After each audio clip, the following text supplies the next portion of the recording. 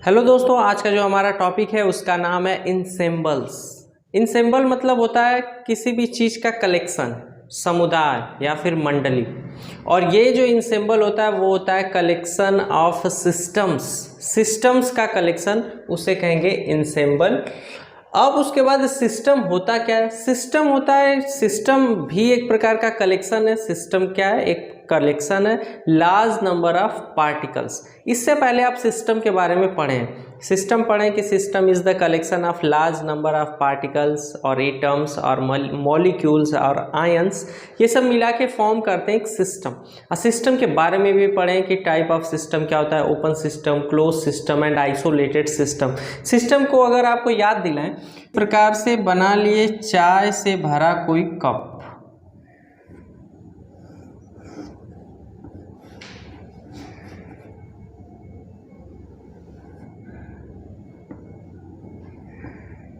ये चाय से भरा कोई कप हो गया, इसके अंदर चाय भरी हुई। अगर इसे आप याद करें तो इसके अंदर की जो चाय होती है उसे कहा जाएगा एक सिस्टम। ये जो कप है, कप की जो बाउंड्रीज हैं ये इसे अलग कर रही हैं। दूसरा, एक तो इसका अंदर जो चीज़ें भरी हुई हैं वो कहलाएंगे सिस्टम। और सिस्टम को छोड़ के बाकी सारी चीज़ें, बाहर की जो सारी चीज़ें, उन्हें कहा जाएगा सराउंडिंग।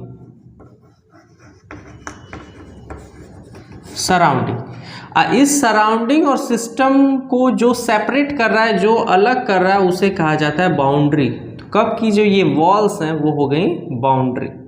तो ये एक बढ़िया सा कोई कप बना लिया गया। इस कप में भरी हुई है चाय। तो अब इसके आधार पे आप और सिस्टम का प्रकार भी पढ़ें कि सिस्टम जो होता है वो होता है open system, close system and isolated system. तो अगर जो चाय के मॉलिक्यूल्स हैं वो हमेशा, उसमें हीट है, हीट लगातार अगर सराउंडिंग के साथ एक्सचेंज हो रही है, अगर ये ऊपर से ओपन है, खुला हुआ है, तो इसे कहा जाएगा ओपन सिस्टम। अगर इसे किसी भी दफ्ती से, किसी भी बुक से अगर इसे ढक दें तो इसे कहेंगे क्लोज सिस्टम।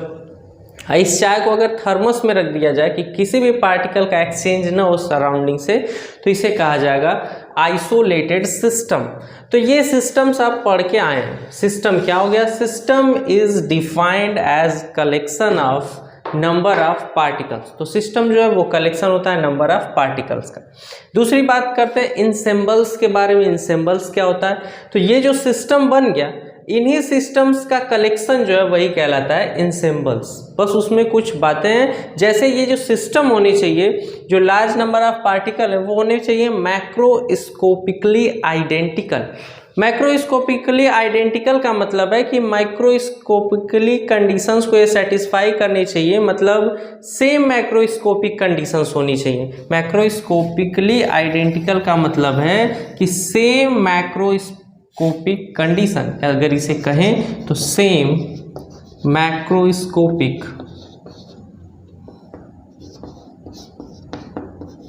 या मैक्रोस्कोपिकली कंडीशंस, तो सेम मैक्रोस्कोपिकली कंडीशंस होनी चाहिए, जैसे एनर्जी,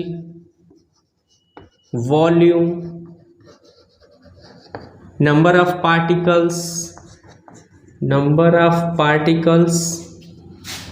प्रेशर,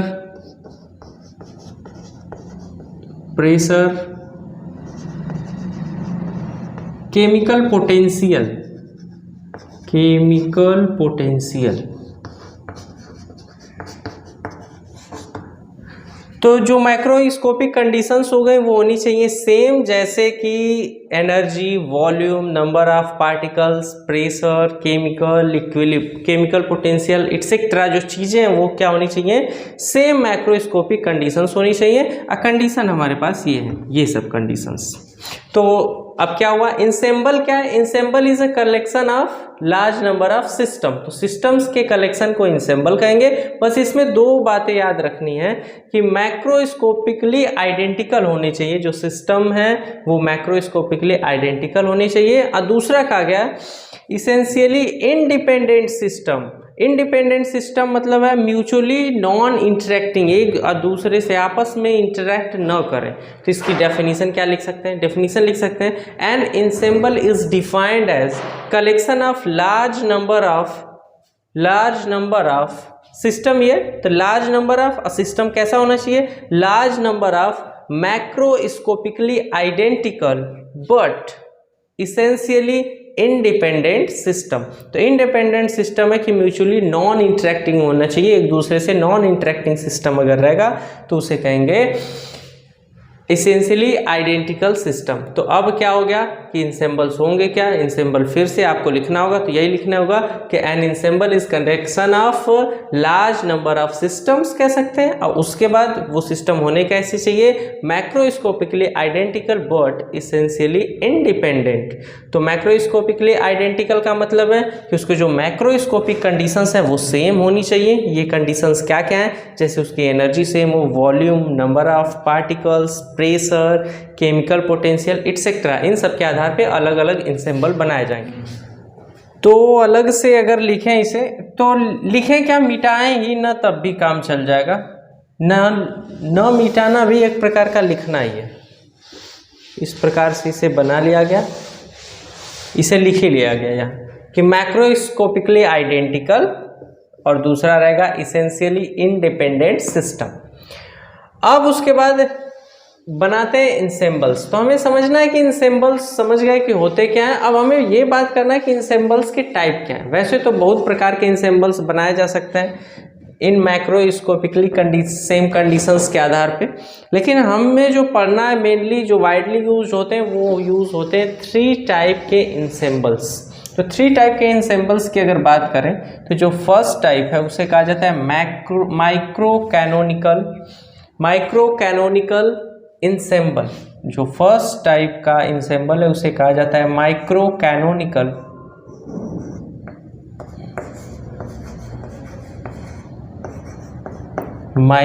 कैनोनिकल इंसेम्बल।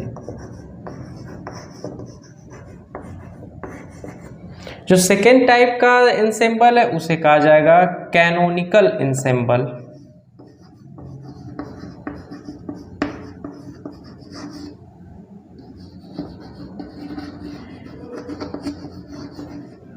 और जो थर्ड टाइप का सिस्टम इंसेम्बल है उसे कहेंगे ग्रैंड कैनोनिकल इंसेम्बल।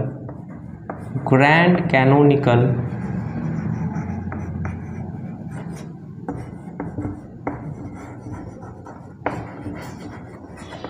तो बहुत प्रकार के इंसेम्बल्स बनाए जा सकते हैं इन मैक्रोस्कोपिकली आइडेंटिकल कंडीशंस के आधार पे, लेकिन हमें जो वाइडली यूज्ड इंसेम्बल्स हैं वही पढ़ना है, अर्थात 3 टाइप के इंसेम्बल पढ़ने, 3 टाइप्स ऑफ इंसेम्बल्स। तो उसमें फर्स्ट है माइक्रो कैनोनिकल इंसेम्बल, दूसरा है कैनोनिकल इंसेम्बल और थर्ड है ग्रैंड कैनोनिकल इंसेम्बल्स।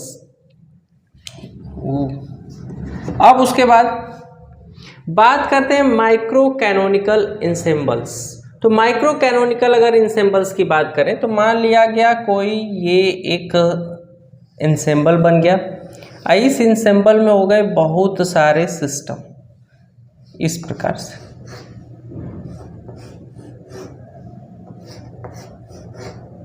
चार ही बनाए हैं, बहुत सारे आगे भी पूरा ये सिस्टम बड़ा हुआ।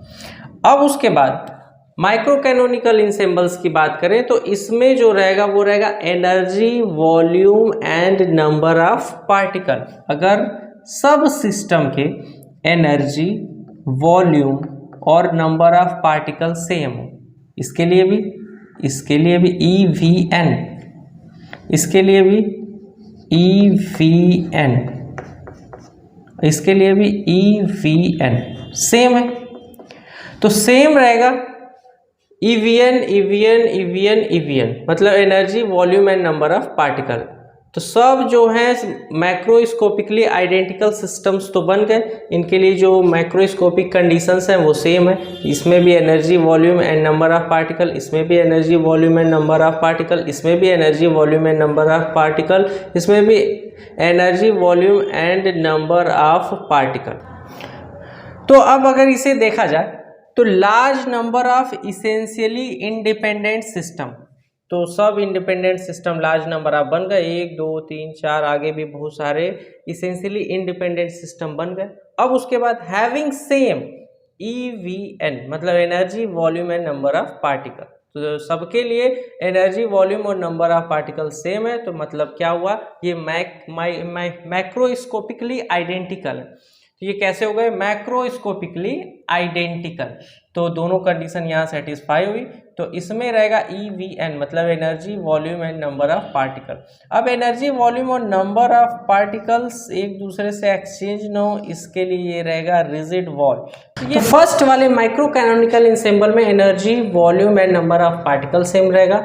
इन्हें एक रिजिड वॉल से सेपरेट किया जाएगा। रिजिड वॉल से सेपरेट किया जाएगा जो वॉल है इम्परमिएबल, अपारगम्य। इम्परमिएबल होने की वजह से इसमें कुछ एक्सचेंज नहीं हो पाएगा। अब उसके बाद सेकेंड वाले की बात करते हैं, कैनोनिकल इंसेम्बल। कैनोनिकल इंसेम्बल अगर बनाए तो बाहर का ब्लॉक तो ऐसे ही रहेगा। कैनोनिकल इंसेम्बल में जो रहेगा वो रहेगा constant TVN, temperature, volume and number of particle.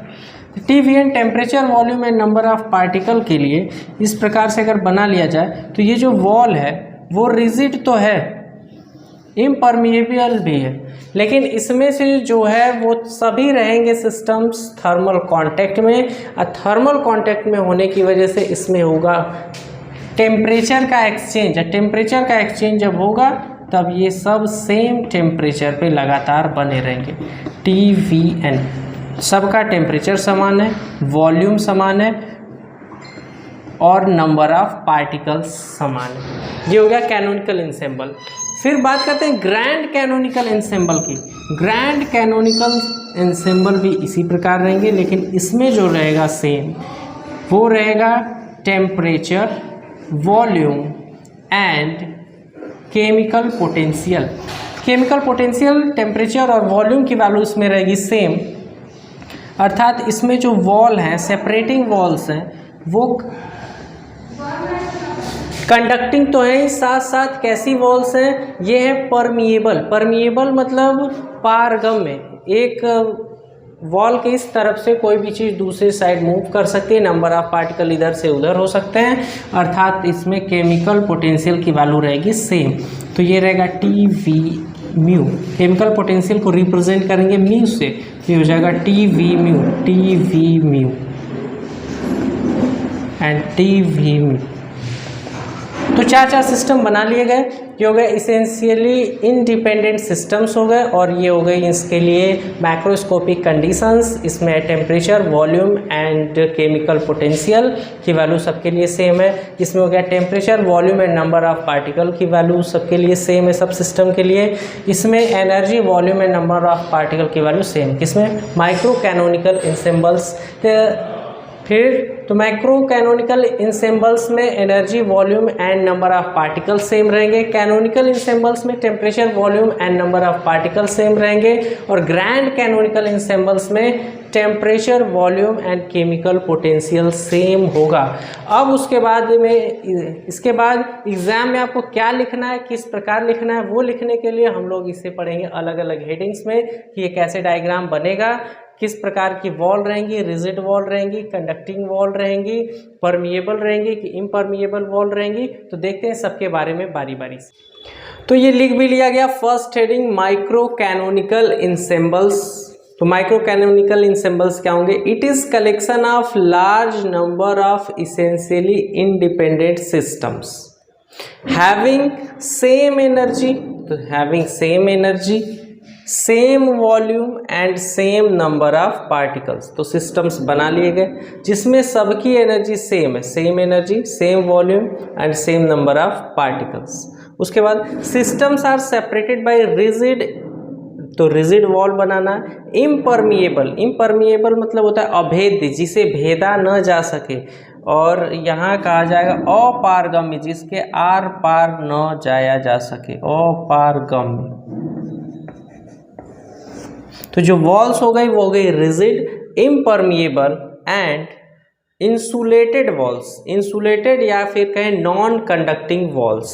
तो अब इसे बनाने के लिए किस प्रकार से ऐसे वॉल्स बना लें, तो ये वॉल्स हो गए इंसुलेटेड, अर्थात नॉन कंडक्टिंग वॉल्स, कोई एक दूसरे के साथ कंडक्ट नहीं कर रहा है।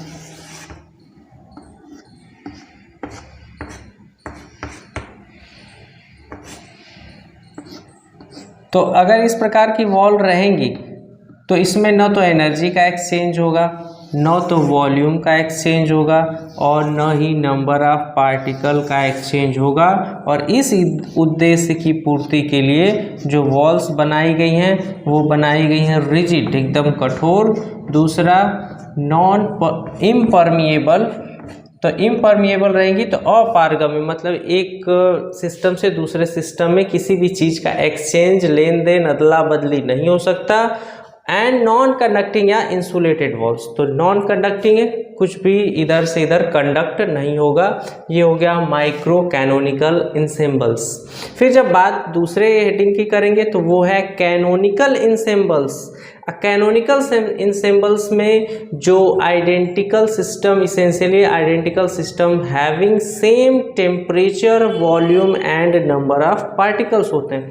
तो अगर वहाँ टेम्परेचर सेम करना है तो टेम्परेचर सेम करना है तो इन्हें क्या करना होगा, इन डिब्बों को अगर थर्मल कांटेक्ट में रख दिया जाए, थर्मल कांटेक्ट में रखने के साथ ही वॉल्स ऐसी हों जो इम्परमिएबल हों लेकिन कंडक्टिंग वॉल्स हों। तो कंडक्टिंग वॉल्स रहेंगी तो टेम्परेचर का एक्सचेंज हो जाएगा, अर्थात सभी एक थर्मल कांटेक्ट में होने की वजह से और कंडक्टिंग वॉल्स होने की वजह से सभी जो है सेम टेम्परेचर एक्वायर कर लेंगे। तो देखते हैं नेक्स्ट हेडिंग, कैनोनिकल इंसेम्बल्स।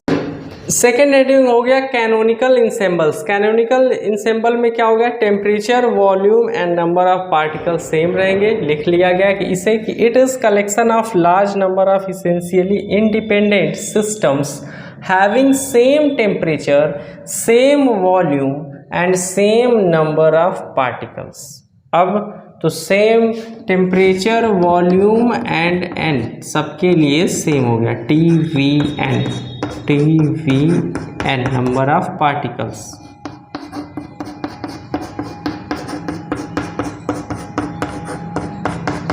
अब उसके बाद systems are separated by rigid, तो रिजिड वॉल्स, तो सब वॉल्स जो है वो रिजिड है। रिजिड, इम्परमिएबल, अपारगम्य, अभेद्य वॉल्स हैं।